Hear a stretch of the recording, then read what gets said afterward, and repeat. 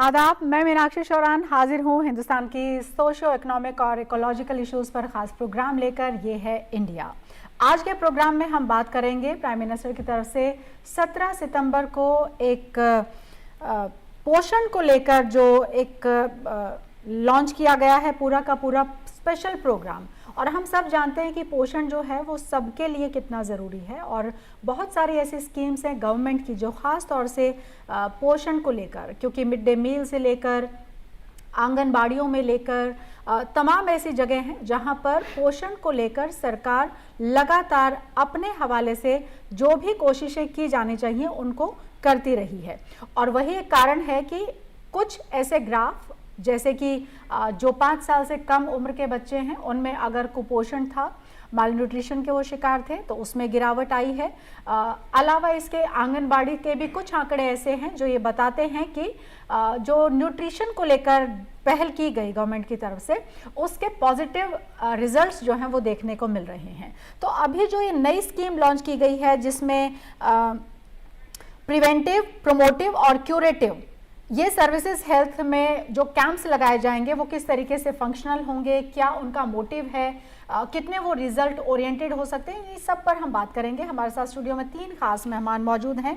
हमारे साथ ministry of finance में डिपार्टमेंट ऑफ एक्सपेंडिचर के additional secretary doctor Sajjan Kumar Yadav हैं। Sir, welcome to the studio. Thank you. साथ ही हमारे साथ मौजूद हैं IARI के एग्रोनॉमी डिवीजन में principal scientist doctor Tikam Singh. Sir, आपका भी स्वागत है स्टूडियो में। और global alliance for improved nutrition में nutritional health professional Saman Jama हमारे साथ स्टूडियो में मौजूद है। Ma'am, welcome to my studio.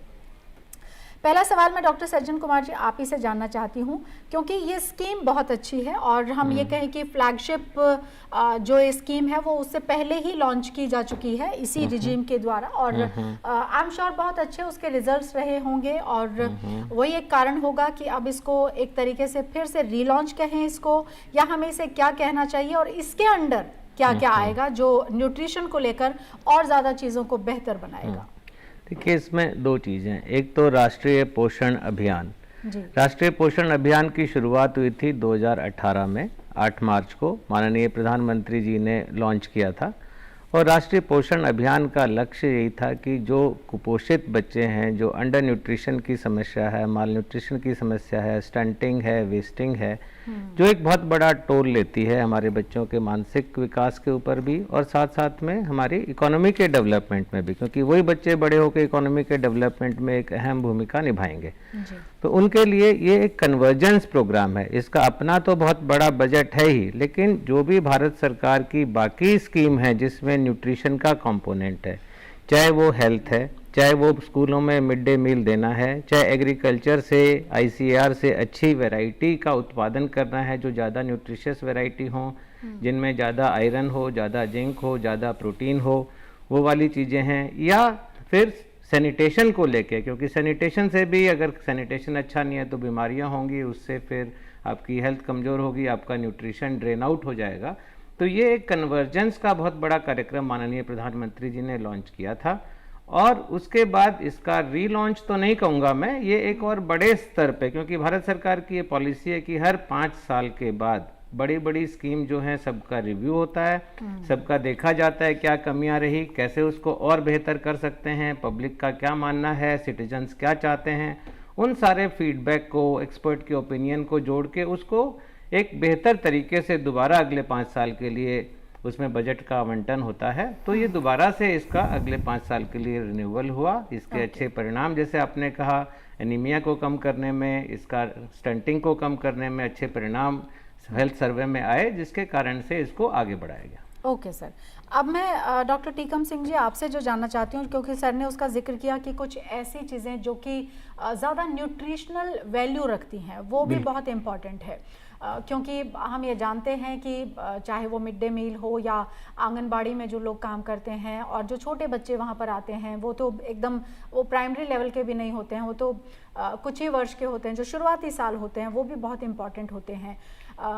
लेकिन जो कनेक्ट है वो भी बना रहे और न्यूट्रिशन जो है वो भी उनको एक तरह से अच्छा मिलता रहे, उसको लेकर आपकी तरफ से जो इनिशिएटिव्स लिए जा रहे हैं या आपको कुछ करने को जो कहा गया है गवर्नमेंट की तरफ से, वो क्या है? बिल्कुल, देखिए भारत में जो कुपोषण की जो समस्या है वो हर वर्ग में है, बच्चों में भी है, खासकर महिलाएं इसके सबसे ज़्यादा प्रभावित हैं।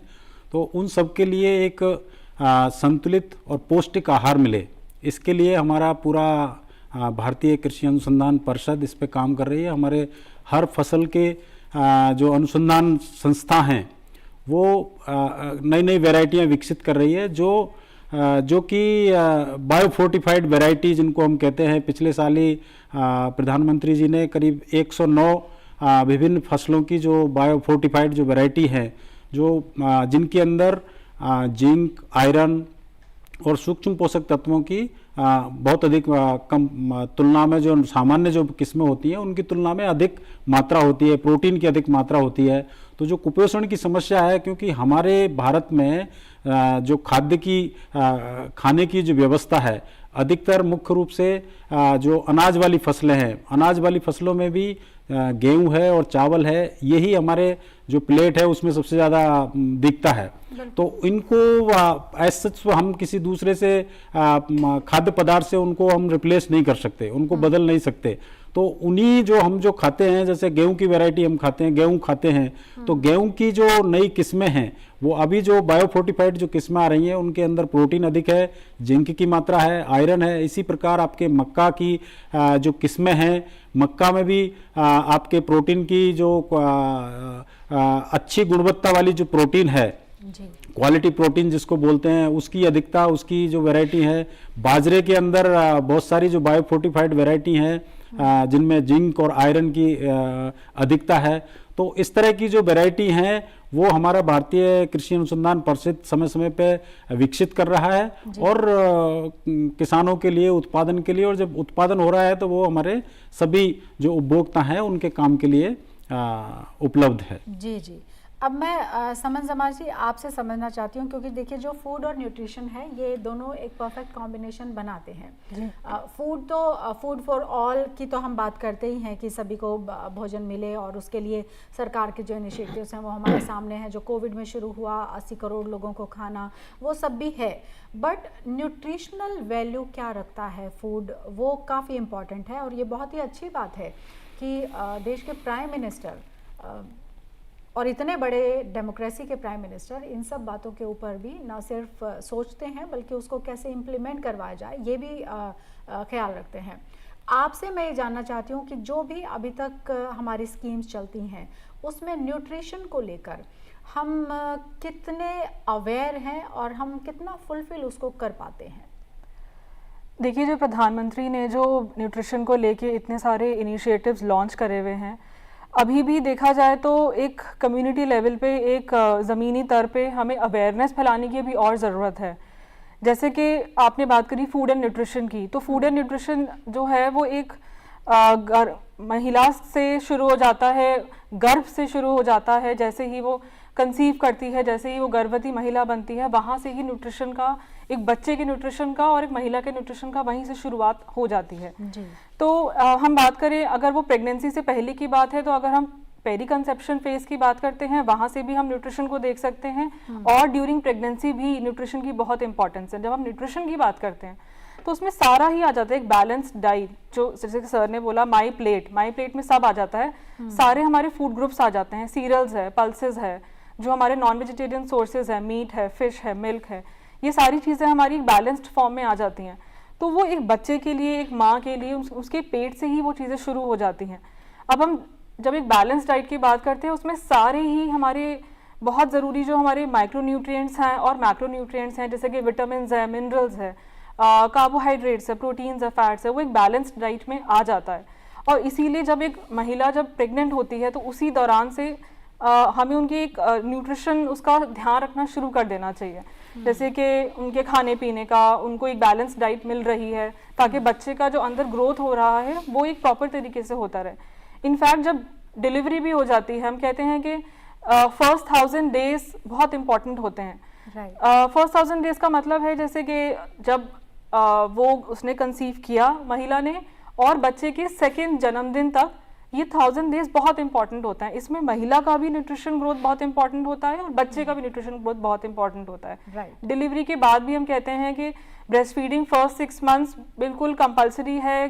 गवर्नमेंट ने ऑलरेडी उसका नॉर्म बना रखा है कि सिर्फ माँ का दूध ही पिलाना है बच्चे को। 6 महीने के बाद हमें बहुत ज़्यादा ध्यान रखना पड़ता है कि हम बच्चे को और माँ को दोनों को न्यूट्रिएंट डेंस डाइट दें। न्यूट्रिएंट डेंस डाइट का मतलब ये नहीं है कि हम सिर्फ सीरियल्स दें और प्रोटीन्स दें, हम अगेन उसको एक बैलेंस्ड डाइट बना के दें। अगर हम उसको चावल दाल दे रहे हैं तो साथ में दही भी दें, साथ में हम हरे पत्ते वाली सब्जियां भी दें और फल भी दें। अब हम बच्चे को तो ये सब एक नॉर्मल फूड के फॉर्म में नहीं दे सकते, तो हम 6 महीने के बाद उसको एक मैश्ड फॉर्म में देना शुरू कर देते हैं।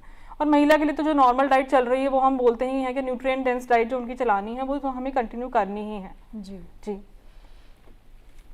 मैं आपसे जो डॉक्टर सज्जन कुमार जी अब समझना चाहूँगी वो ये कि देखिए हमारा देश बहुत बड़ा है, हमारी डेमोग्राफी हम देख लें या फिर डेमोक्रेसी हम बहुत बड़ी कह ही रहे हैं, और पॉपुलेशन जो है वो भी अपने आप में हमारे सामने है। हम नंबर ऑफ़ पीपल बहुत ज़्यादा हैं, रादर सबसे ज़्यादा हैं दुनिया भर में, और ऐसे में हमारा क्योंकि डेमोक्रेटिक सिस्टम जो है वो सेंटर और स्टेट इनके बीच में चलता है, तो ये जो कॉम्बिनेशन है ये कैसे बना हुआ है और किसी तरह का इसमें कोई हर्डल तो नहीं आता है? और साथ ही साथ मैं ये भी जानना चाहूँगी कि जो बजट का एलोकेशन है उसको हम किस तरीके से अगर टॉप टू बॉटम लेकर जाते हैं तो कैसे उसका एलोकेशन होता है? देखिए, एक तो अगर आप कॉन्स्टिट्यूशनली जाते हैं तो ये स्टेट सब्जेक्ट होते हैं, चाहे एग्रीकल्चर है चाहे न्यूट्रिशन है, लेकिन ये दोनों गाड़ी के जैसे 2 पहिए होते हैं, उसी पे गाड़ी चलती है, और तेज चलाना है तो दोनों पहिए मजबूत होने चाहिए। तो सेंट्रल गवर्नमेंट और स्टेट गवर्नमेंट मिलके ये अभियान चला रही हैं। अगर उसको टेक्निकल भाषा में देखा जाए तो ये जो स्कीम है ये सेंट्रली स्पॉन्सर्ड स्कीम है। सेंट्रली स्पॉन्सर्ड में कुछ पार्ट आधा से थोड़ा ज़्यादा सेंटर देता है जो फाइनेंशियल रिसोर्सेज हैं, और थोड़ा सा आधे से कम स्टेट गवर्नमेंट देती है, जैसे 60% सेंटर ने दिया, 40% स्टेट ने दिया। नॉर्थ ईस्ट और हिल स्टेट में 90% सेंट्रल गवर्नमेंट देता है, 10% स्टेट गवर्नमेंट देता है। स्कीम का जो डिज़ाइन है वो स्टेट गवर्नमेंट की कंसल्टेशन में सेंट्रल गवर्नमेंट बनाती है, लेकिन स्कीम के इम्प्लीमेंटेशन की जिम्मेदारी है वो स्टेट गवर्नमेंट पे होती है। तो एक अच्छे से बिल्कुल जो फेडरल स्ट्रक्चर है हमारा उसके तहत होता है, और इसमें दोनों ही लोग कंट्रीब्यूट करते हैं, चाहे वो पॉलिसी मेकिंग की बात आए चाहे वो इम्प्लीमेंटेशन की बात आए। सेंट्रल गवर्नमेंट समय समय पे मॉनिटरिंग करता है, समय समय पे फीडबैक देता है। तो इस तरह से दोनों लोग मिलके ये स्कीम, चाहे वो न्यूट्रिशन मिशन है, चाहे पीएम पोषण जो मिड डे मील है, या हमारे एग्रीकल्चर डिपार्टमेंट की स्कीम है, दोनों लोग साथ मिलके करते हैं। साथ साथ बहुत बड़ा रोल हमारे बहुत सारे एजुकेशनल इंस्टीट्यूट्स हैं, साइंटिफिक रिसर्च इंस्टीट्यूट्स हैं, सेंट्रल गवर्नमेंट के भी हैं, स्टेट गवर्नमेंट की यूनिवर्सिटीज़ भी हैं, उनका भी समय समय पर फीडबैक लिया जाता है। और जैसा कि माननीय प्रधानमंत्री जी ने कहा है, पोषण एक जन आंदोलन की तरह हमें चलाना है। जैसे मेरे से पहले भी बताया गया कि केवल हम एक सेंटर से कुछ बोल देंगे या स्टेट गवर्नमेंट से कुछ कर देंगे उससे नहीं होगा। जब तक जन जन में पोषण की जानकारी नहीं होगी, जन जन में अवेयरनेस नहीं होगी, गांव-गांव तक ये बात नहीं पहुंचेगी कि बैलेंस डाइट क्या है, माल न्यूट्रिशन क्या है, उसके क्या दुष्परिणाम होते हैं, उसको कैसे ठीक कर सकते हैं, कैसे मिलके काम कर सकते हैं, तभी इस मिशन में हम सक्सेसफुल होंगे। जी बिल्कुल, और वही सबकी कैसे हम कहें डॉक्टर टीकम सिंह जी कि सब लोग उसमें इंक्लूड होंगे। जैसे आप किस तरीके से उसमें इंक्लूड हैं आपने बताया, लेकिन जो चेन बनती है आगे, फिर आपने एक तरह से हम ये कह सकते हैं कि जो फूड ग्रेन है वो आपके एंड से आ रहा है, लेकिन उस फूड ग्रेन का आगे डिसेमिनेशन कैसे होना है, किस फॉर्म में वो जाना है, क्योंकि हम ये सब भी जानते हैं कि जैसे मान लीजिए कि हम मिड डे मील की ही बात करें तो बहुत सारी ऐसी स्कीम्स हैं जो बताती हैं कि न्यूट्रिशन का ख्याल रखा जा रहा है, और वहीं पर वो जो फूड है उसको क्वालिटी चेक से लेकर और उसके बनाने से लेकर सब चीज़ें वहाँ पर हो रही हैं। लेकिन कुछ चीज़ें क्या इस तरह की भी हैं, या आपके पास इस तरह के कोई प्रपोजल्स हैं कि जिसमें और ज़्यादा अपग्रेड करने की बात हो, और ज़्यादा एनहांस करने की बात हो, ताकि कि जो जिसका जिक्र भी सज्जन सिंह जी कर रहे थे कि उसमें ओवरऑल मैसेज जाने की ज़रूरत है और सबके एक तरह से उसमें शामिल होने की भी ज़रूरत है। बिल्कुल। हम जैसा कि मैंने बताया, ये एक अप्रोच थी कि हम हमारा भारतीय कृषि अनुसंधान परिषद बायो फोर्टिफाइड वैरायटी डेवलप करता है। बायो फोर्टिफाइड वैरायटी एक अलग एक तकनीक है। इसके अलावा भी हम हमारा जो प्रोड्यूस है उसमें उसको और ज़्यादा न्यूट्रिएंट से भरपूर बना सकते हैं। उसके लिए जैसे हमारे सस्य विज्ञान की कई तकनीकें हैं, जिसमें आपके संतुलित पोषक तत्व प्रबंधन है, आपका नेचुरल फार्मिंग है, ऑर्गेनिक फार्मिंग है। इससे जो प्रोड्यूस आता है उसकी भी क्वालिटी अच्छी होती है, उसमें भी जो न्यूट्रिएंट्स हैं वो भी भरपूर होते हैं। और एक आपने कहा कि इनका हमारा जो किसान भाई हैं या हमारा ICR है, प्रोडक्शन ओरिएंटेड है। प्रोडक्शन तो हम उत्पादन कर देते हैं, लेकिन उसका वितरण हो, इसके लिए सेंट्रल गवर्नमेंट की एक पूरा स्ट्रक्चर है जिसको हम बोलते हैं पब्लिक डिस्ट्रीब्यूशन सिस्टम है। उसके माध्यम से सभी जो नीडी हमारे जो उपभोक्ता हैं उनके लिए पहुंचता है। तो सबसे पहले इसमें मुख्य रूप से दो ही अनाज थे, गेहूं और चावल। लेकिन जैसा कि यादव साहब भी बता रहे थे, 2018 में राष्ट्रीय पोषण मिशन शुरू हुआ। तो उस मिशन के तहत जो पहले हमारी खाद्य सुरक्षा मिशन अभियान था, उसके अंदर उन दोनों को मर्ज करके, और अभी हम जो गेहूं और चावल के अलावा हमारे जो उपभोक्ता हैं उनके लिए हम दाल भी सप्लाई करते हैं। इसके साथ में जो मोटे अनाज हैं, श्री अन्न हैं, मिलेट्स हैं, वो भी हम किसान मतलब हमारे जो उपभोक्ता हैं उनको पब्लिक डिस्ट्रीब्यूशन सिस्टम के माध्यम से उनको उपलब्ध करा रहे हैं। तो उत्पादन के साथ साथ ये सही बात है, कुपोषण तभी मिटेगा क्योंकि आज की तारीख में जो हमारा एक बहुत बड़ा जो जनसंख्या का पार्ट है वो आज पोषित जो आहार है वो नहीं खरीद सकता है, वो उतनी उसमें क्षमता नहीं है। तो करीब 80 करोड़ जो हमारी जनसंख्या है वो इस अवस्था में नहीं है कि वो खरीद सके।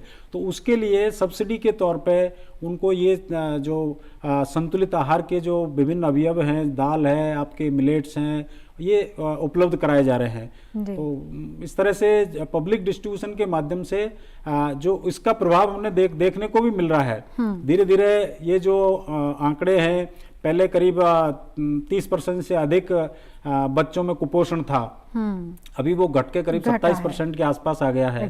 आपके गरीबी जो थी, गरीबी रेखा से ऊपर जो गरीबी रेखा जो थी वो करीब 26% 25% के आसपास थी, अभी 22% के आसपास आ गई है। तो ये जो सभी स्कीम है, और सभी एक स्कीम काम नहीं कर सकती, सबको मिलके कम्युनिटी लेवल पे सभी इंटीग्रेटेड फॉर्म में आकर के ही ऐसी ये जो समस्या है उनसे निजात पा सकते हैं। बिल्कुल बिल्कुल सर। और समन जमा जी, आपसे जो मैं अब जानना चाहती हूँ वो ये कि देखिए, एक तो हमने मिड डे मील और इन सब चीज़ों की बात की, आपने बड़े अच्छे से समझाया कि कहाँ से जो न्यूट्रिशन है उसकी शुरुआत हो जाती है, और फिर जो इनिशियल 1000 डेज हैं वो बहुत इम्पॉर्टेंट है।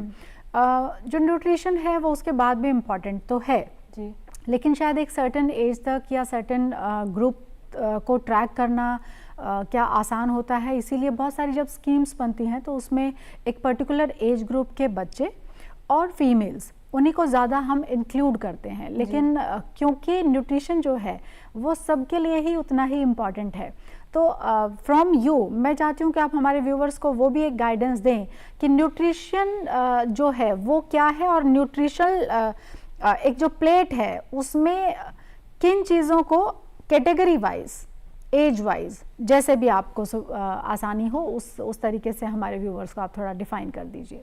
What to eat and what not to eat. Very good question and a very strong question.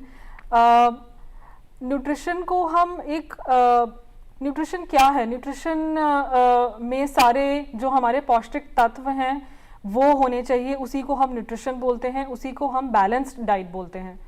तो अगर हम बच्चों से, अगर हम एक बच्चे से स्टार्ट करते हैं, जैसे कि 0 to 5 इयर्स पे ही हम ज़्यादातर पहले फोकस करते हैं, क्योंकि वहाँ पे मैल न्यूट्रिशन का या न्यूट्रिशन डेफिशिएंसी के चांसेस बहुत होते हैं, क्योंकि वो एक ग्रोइंग एज होती है।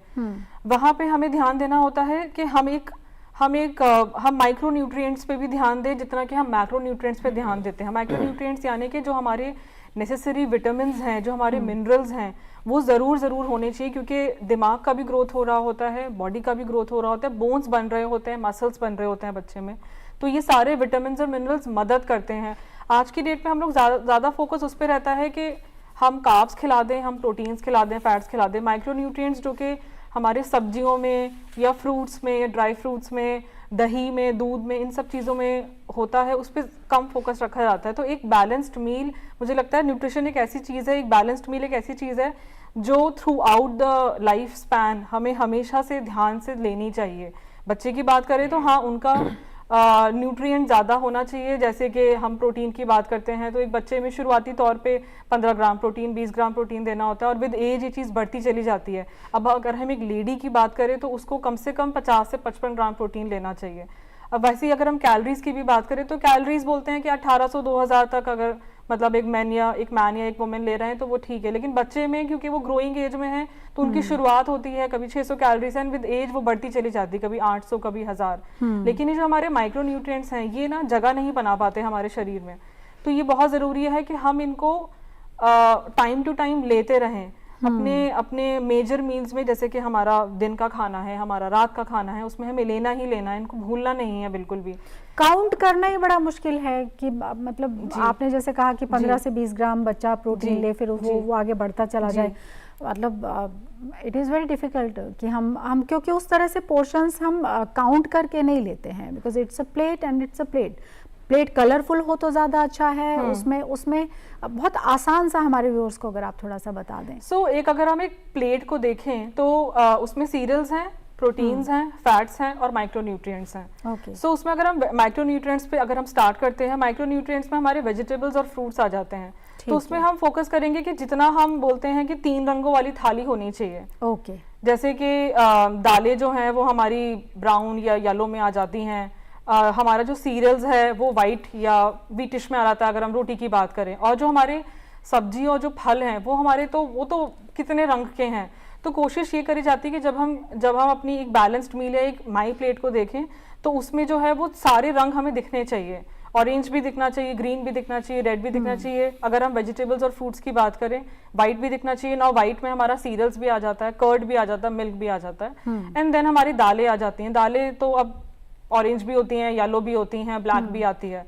तो ये बोलते हैं कि 3 रंगों वाली थाली। इसी तरह से हमें कम्युनिटी लेवल पे लोगों को और बच्चों को सिखाते हैं कि जब आप अपनी थाली देखें तो उसमें हर रंग का कुछ ना कुछ होना चाहिए, तो उसमें ये होगा कि बैलेंस्ड मील हमारी एक बन जाएगी। ठीक है डॉक्टर सज्जन कुमार जी, आप क्योंकि बहुत वास्ट आपका अनुभव है और उसी के हवाले से एक तो मैं जिस तरीके से आपने शेप होते हुए और चीज़ों को बदलते हुए specifically I am talking about nutrition, उसको आपने देखा है और कुछ स्टैट्स हैं जो इस तरफ इशारा कर रहे हैं कि हम ग्रो कर रहे हैं, अच्छा कर रहे हैं बहुत सारी चीज़ों में।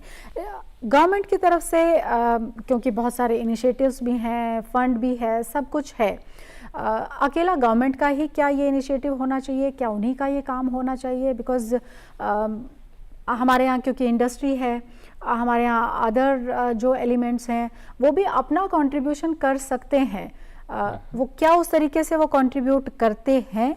किसी तरह का कोई कॉम्बिनेशन है? क्योंकि सबका पार्टिसिपेशन अगर होगा तो जो गोल्स हैं उनको अचीव करना थोड़ा सा कंपैरेटिवली इजी हम कह सकते हैं कि हो जाता होगा। कुछ है इस तरह का? बिल्कुल, डेफिनेटली। एक तो जैसे मैंने बताया, सरकार, राज्य सरकार, केंद्र सरकार और पब्लिक सभी लोग मिलकर काम कर रहे हैं। लेकिन आपने स्पेसिफिकली इंडस्ट्री की बात की, तो इंडस्ट्री में आपको जैसे पता होगा कि CSR फंड सब इंडस्ट्री में होता है, कॉर्पोरेट सोशल रिस्पॉन्सिबिलिटी फंड, और उस फंड से भी बहुत सारी इंडस्ट्रीज हैं, बहुत सारी कंपनीज हैं जो न्यूट्रिशन के क्षेत्र में, अवेयरनेस, हेल्थ अवेयरनेस के क्षेत्र में या सैनिटेशन के एरिया में काम कर रहे हैं। तो उसमें मेरा खुद का भी एक्सपीरियंस है कि बहुत सारी इंडस्ट्री, जब मैं दमन में पोस्टेड था, इंडस्ट्री ने मिलके आंगनवाड़ी सेंटर्स को मॉडर्नाइज किया था। तो एक तो इस तरह का काम हो सकता है। दूसरा, बहुत सारी इंडस्ट्री ऐसी हैं जिन्होंने जो पोषण वाटिका, जो किचन गार्डन आंगनवाड़ी में होते हैं, ताकि उसमें ताज़ी सब्जियां मिल सकें, जो कि ग्रीन लीफी वेजिटेबल्स बहुत इंपॉर्टेंट है न्यूट्रिशन के लिए, जैसे अभी बताया गया था, वो हो पाएँ। या टीचिंग एड, लर्निंग एड, इस तरह की चीज़ें हैं। और एक बहुत अच्छा और इनिशिएटिव है जो बहुत सारी इंडस्ट्री भी करती हैं, आप और हम खुद भी कर सकते हैं, जो हमने भी शुरू किया था, वो है तिथि भोजन। जैसे आपकी बहुत इंपॉर्टेंट डेट्स आती हैं हर साल में, आपका जन्मदिन है, आपकी वेडिंग एनिवर्सरी है, आपके बच्चे का जन्मदिन है, तो उस जन्मदिन वाले दिन, उस तिथि में जो आपके लिए इम्पॉर्टेंट है, उसको कम्युनिटी के लिए, देश के लिए इम्पॉर्टेंट बना सकते हैं, नई जनरेशन के लिए इम्पॉर्टेंट बना सकते हैं। कैसे कि उस दिन एक अच्छा पौष्टिक भोजन आप लोकल आंगनवाड़ी में, लोकल स्कूल के बच्चों के लिए स्पॉन्सर करें, तो उससे आपको भी अच्छा लगेगा, बच्चों का न्यूट्रिशनल स्टेटस भी बढ़ेगा। तो ये तो हर कोई कर सकता है, हम सब लोग मिलकर कर सकते हैं। और बड़ी इंडस्ट्री, क्योंकि ज़्यादा पैसा है, बड़ी इंडस्ट्री के पास रिसोर्सेज हैं, एक्सपर्टीज़ है, तो ना केवल इंफ्रास्ट्रक्चर बनाने में, ना केवल इस तरह के पोषण वाटिका बनाने में, बल्कि एक तरफ हम देखें तो रिसर्च, जैसे डॉक्टर साहब ने बताया कि न्यूट्रिशनल चीज़ों में, रिसर्च में इंडस्ट्री बहुत बड़ा योगदान दे सकती है। उसके बाद में अवेयरनेस बिल्डिंग में बहुत बड़ा काम कर सकती है, हमारा आयरन फॉलिक एसिड सप्लीमेंटेशन में बहुत बड़ा काम कर सकती है, फोर्टिफाइड फूड आंगनवाड़ी में और बच्चों को मिले उसमें अपना योगदान दे सकती है। तो जैसे मैंने कहा कि हमारे प्रधानमंत्री जी का सपना है कि पोषण अभियान एक जन आंदोलन बने। जन आंदोलन में तो सभी को भाग लेना है, चाहे वो सरकार है, चाहे वो इंडस्ट्री है, चाहे वो पब्लिक है, चाहे वो इलेक्टेड रिप्रेजेंटेटिव्स हैं, हमारे जिला परिषद के मेंबर हैं, पंचायत के मेंबर हैं, ब्लॉक पंचायत के मेंबर हैं, म्यूनिसिपैलिटी के लीडर्स हैं, सभी लोग साथ मिलके काम करेंगे तो बहुत जल्दी हम ये सपना पूरा कर सकते हैं जो कुपोषण मुक्त भारत का सपना है। बिल्कुल। फिर भी मैं एक एडिशनल इसी से जुड़ा सवाल जानना चाहूँगी कि कितना आपको ये कहना चाहिए कि लोग सामने आते हैं, क्योंकि हम लगातार बात कर रहे हैं कि एक एंड से शुरू हुई चीज़ दूसरे एंड तक पहुंचने में there is a gap, there is a journey, there is a challenge, बहुत सारी चीज़ें हैं।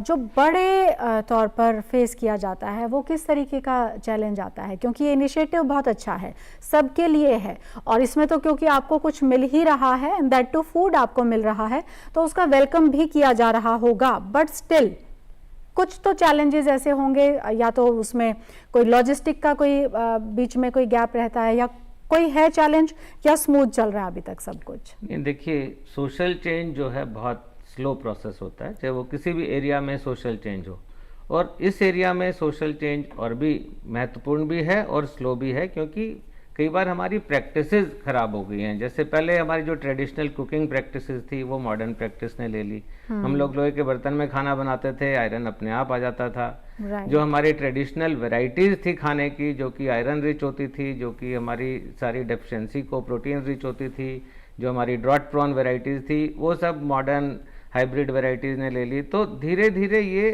सोशल चेंज एक उस तरफ चला गया जिसमें हमारे न्यूट्रिशन कम होते चले गए। मैं दादरा नगर हवेली में था, दमन दीव के पास है, जहाँ पे ट्राइबल बेल्ट में काफ़ी कुपोषण है, और ज़्यादातर इसलिए कि जो रागी वो खाते थे उसकी जगह गेहूं खाने लग गए। तो जो फूड हैबिट्स हमारी चेंज हो गई हैं, जो हमारी खाने की वैरायटी चेंज हो गई है, उसको वापस उसी दिशा में लेके आना है। एक तो ये है। दूसरा, अवेयरनेस की बात है कि हमें सही बैलेंस डाइट का अवेयरनेस है कि नहीं है, और उस अवेयरनेस को नीचे तक पहुंचाना बहुत इंपॉर्टेंट है। आजकल ना केवल माल न्यूट्रिशन और अंडर न्यूट्रिशन की समस्या है, ओवर न्यूट्रिशन की भी समस्या है, ओबेसिटी की भी समस्या है, और वो रिसोर्सेज की कमी के कारण नहीं हो रही है, वो अवेयरनेस की कमी के कारण हो रही है। और तीसरा, जन आंदोलन कोई भी एक दिन में नहीं बनता है। जन आंदोलन बनाने में टाइम लगता है, सबको साथ लेके चलना पड़ता है। तो पब्लिक तक पहुंचना, इसको जन आंदोलन का रूप देना एक सबसे बड़ा चैलेंज है, मैं मानता हूँ। रिसोर्सेज की कंस्ट्रेंट नहीं है, ना सरकार के पास कमी है, ना हमारी इंडस्ट्री के पास कमी है। सब लोग चाहते हैं कि आगे बढ़ें, लेकिन उसको एक साथ, एक सोच के साथ आगे हमें बढ़ना है, तभी जन आंदोलन होगा तो हम सक्सेसफुल होंगे। बिल्कुल। डॉक्टर टीकम सिंह जी, जो टॉप मोस्ट प्रायोरिटी है वो न्यूट्रिएंट्स ही है, और जैसा कि आपने बताया कि, और हम ये सब जानते हैं कि हमारा जो एग्रीकल्चर में जो एडवांसमेंट है वो भी काफ़ी अच्छा है, और अलावा इसके हम इन्वेंशंस करने से या इनोवेशंस करने से भी ऐसा नहीं है कि हमारा किसान या हमारे जितने भी ऑर्गेनाइजेशंस हैं या जितने इंस्टीट्यूशंस हैं वो घबराते हैं, ऐसा बिल्कुल भी नहीं है। लेकिन बावजूद उसके भी, क्योंकि जैसे हमने पहले मिलेट्स की बात की, ऑर्गेनिक प्रोडक्ट्स जो हैं उनकी हम बात कर रहे हैं, इन सब के बारे में एक अवेयरनेस तो है कि हाँ ये अच्छे हैं, लेकिन एक तो इनका अवेलेबल होना वो अपने आप में चैलेंज है। दूसरा, एक जो कॉमन लेमैन है वो ये तो जानता है कि मिलेट उसके लिए अच्छा है या ऑर्गेनिक फूड उसके लिए अच्छा है, लेकिन वो पहचाने कैसे, ये सब भी एक तरह का चैलेंज है उसके सामने। सो इन सब को लेकर जो अवेयरनेस प्रोग्राम्स हैं वो क्या कहते हैं आपकी तरफ से? बिल्कुल,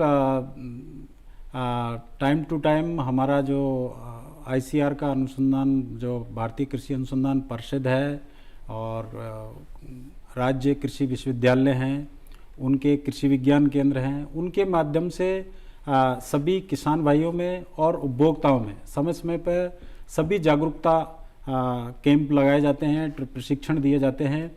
जैसा कि हमने 2023 में, आप लोगों ने सबने देखा होगा कि हमने अंतर्राष्ट्रीय मिलेट वर्ष मनाया था।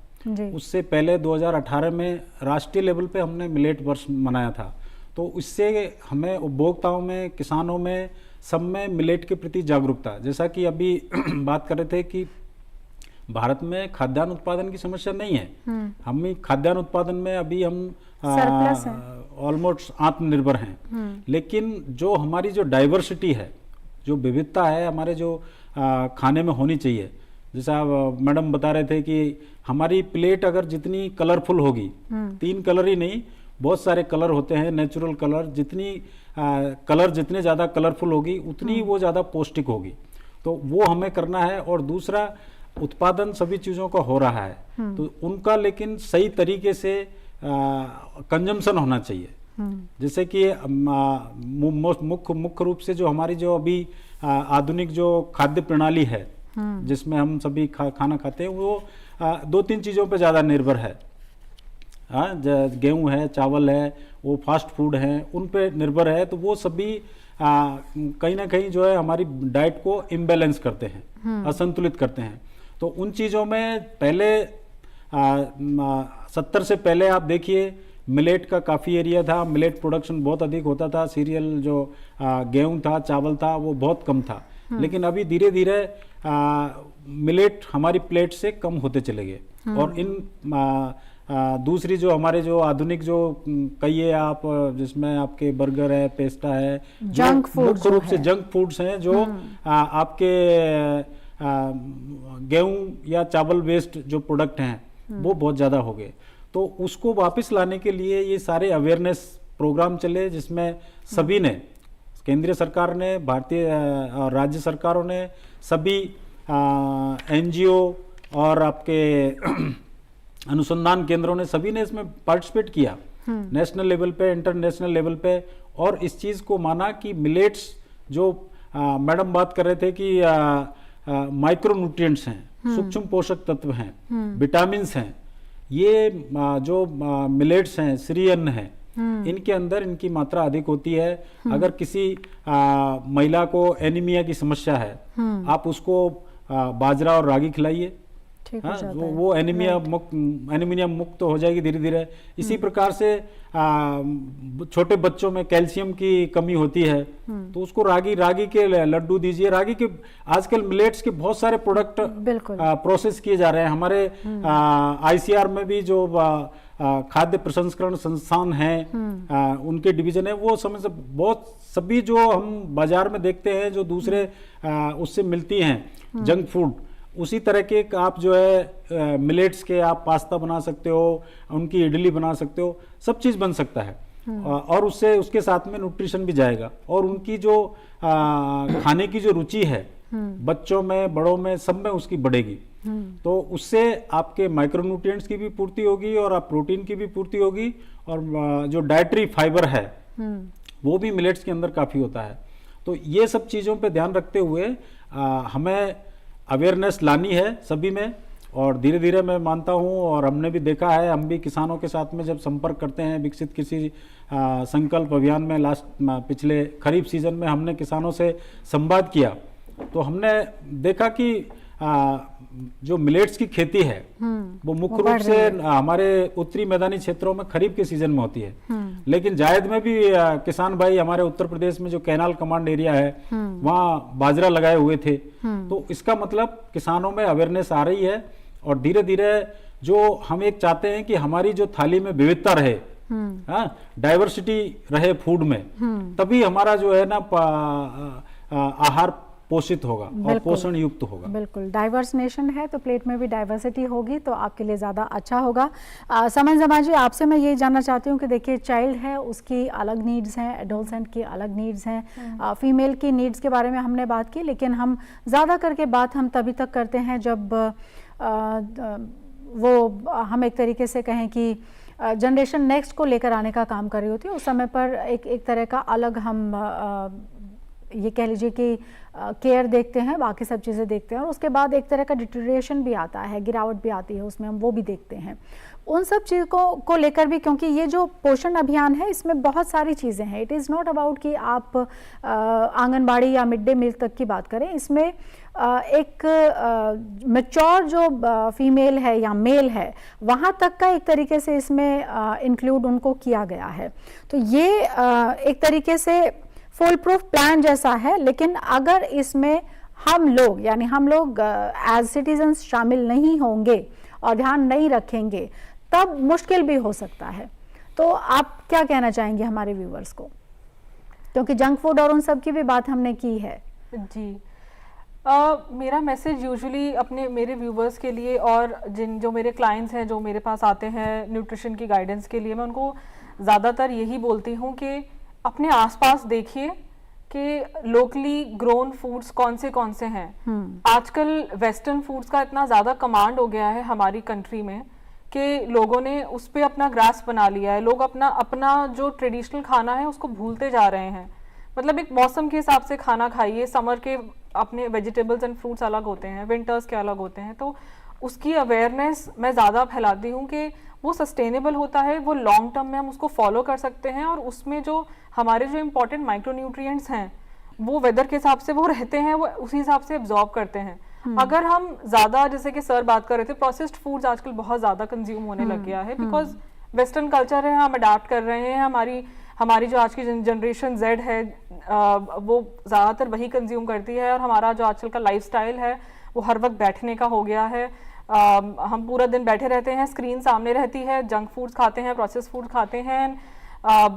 आज वो मैल न्यूट्रिशन, वो ओवरवेट बढ़ता जा रहा है। मतलब मैल न्यूट्रिशन पहले कहा जाता था कि कुपोषण है, बच्चा कमजोर हो रहा है, अब तो मैल न्यूट्रिशन का दूसरा फॉर्म ओवरवेट और ओबेसिटी भी आ गया है। राइट। तो मेरा मैसेज सब लोगों के लिए यही है कि एक बैलेंस्ड मील लीजिए, लोकली ग्रोन फूड्स पे ज़्यादा फोकस रखिए।